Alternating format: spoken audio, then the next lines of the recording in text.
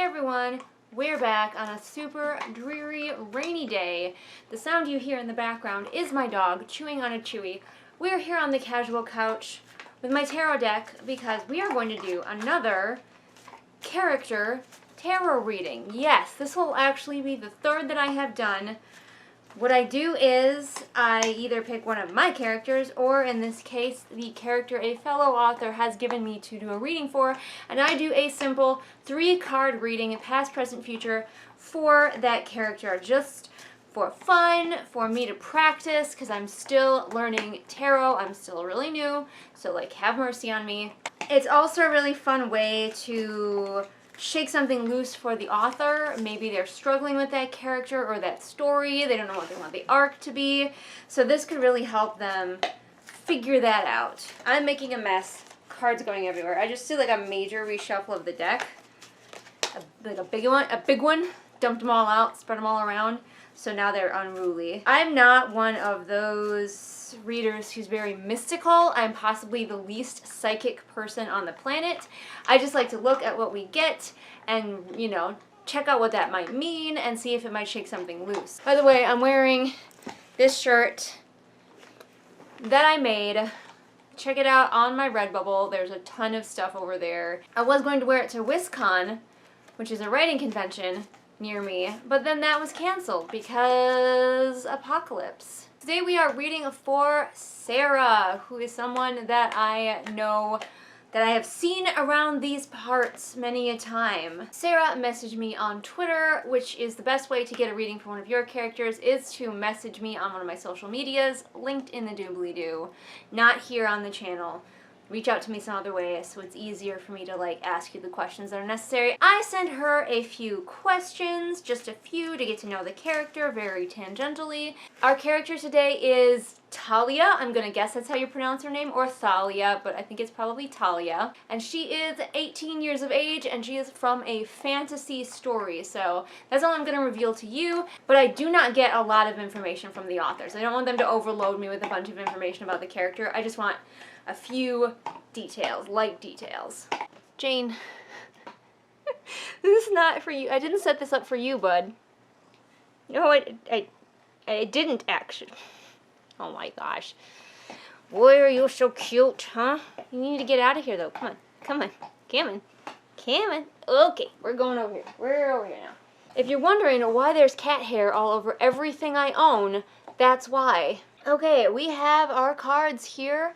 We're going to go past, present, future, and it might kind of be the arc that the character takes through the story, or it might just be like the character overall. We'll find out what resonates with our author. These cards are a little bit of a spoiler because you can tell with these ones when something is inverted, and we have 2 inverteds right away, so I call it inverted. It's also called reversed. More commonly called reversed. I don't know why I call it inverted. Alright, so let's see what our past is. We have got the King of Cups reversed. King and Major Arcana definitely being a very powerful and also a masculine card, but let's look further into it. Now, cups in general are very emotional cards. They are water related. The cups thing, that makes sense. Cups hold water.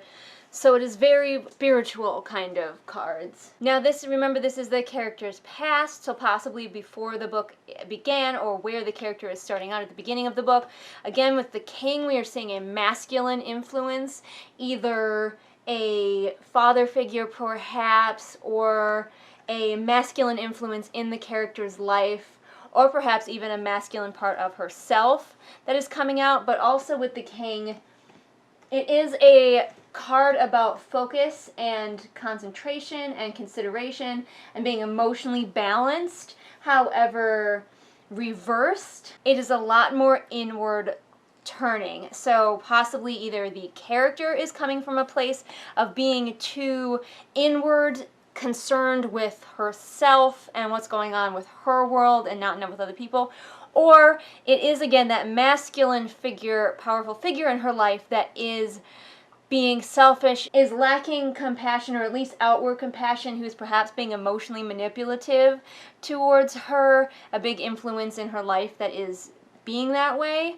But it could also be her. It could also be the beginning of her arc where she needs to step out of herself a little bit more. It doesn't necessarily mean that she's being selfish, but it does mean that she is being a lot more inward looking and introspective, possibly to the harm of others.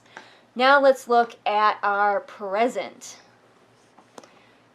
The 9 of Coins, also reversed. Coins, as you can imagine, does have to do with money and fortunes. Coins are also pentacles. In this deck, I have coins and staves, which are also pentacles and wands, if anyone's curious what's going on with that. Again, I'm really thinking that it is the main character who is vibing with this King of Cups and not necessarily someone who is influencing her. I could be wrong, but because this card is another, when it's reversed, is another self-focused card. Possibly because this character is the main character, possibly the author is even maybe focusing too much on this character and needs to stretch out her focus to some other characters. But the 9 of Coins, when it's upright, can mean abundance, luxury, self-sufficiency, and financial independence. But reversed, again, it's sort of that inward looking of self-worth, overinvestment in work, and hustling. This is, again, a character who is looking to herself and what can the world give me, what can I get for myself, how can I find my own personal gain. It's the hustle, it's the overworking so you don't pay attention to your friends, it is the over-attention on your own personal goals. So I'm really interested to see what future has to hold for this character, if this will turn out to be like a complete character arc, or if it'll just completely go in a different direction. Let's look at future. The 2 of Swords, but it is upright. Let's have a look at what that is. Okay, this is a really interesting one and also a really good one for a climax. The 2 of Swords is all about difficult decisions, options, coming to an impasse. So for a climax, this would be really good for any climax where a character has to make a big choice, a big decision. It usually means that a person or a character is unsure about which choice they should make, and I could definitely see it tying in with these 2 earlier cards where a main character will have to choose, do I continue to be selfish? Do I continue to focus on my own hustle? Or in this moment, do I choose to be selfless? That's what I'm getting from this reading. That's probably nothing to do with the character. For all I know, the character is nothing like this, but it is an interesting arc. It does create an interesting arc, so the author of this book could potentially use it either for the main character or for a side character, or you could use it if you like the look of this particular arc of sort of selfishness or self-focus right up until the end where a big decision has to be made, probably between focusing on others, helping others, embracing the ideas of others versus relying completely on yourself. So I think it's a really interesting reading and the most like solid arc that I have seen from them so far.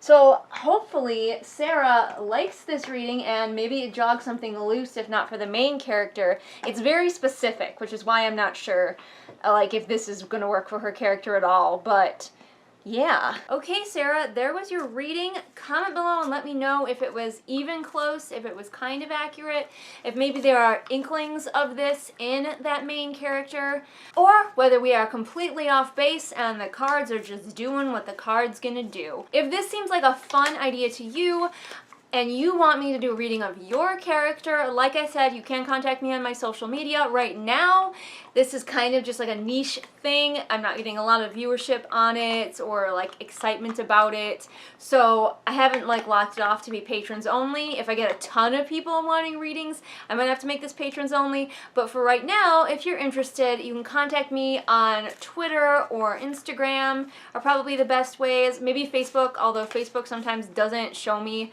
when I've gotten a message from somebody, so you know how Facebook do. If you liked what you saw here, I have a couple more readings already here on the channel. One where I read for my own character, one of my own characters, and one where I have read for another fellow author's character. Or wander around my channel and check out all of my writing and bookish related videos, also some random nerdy stuff.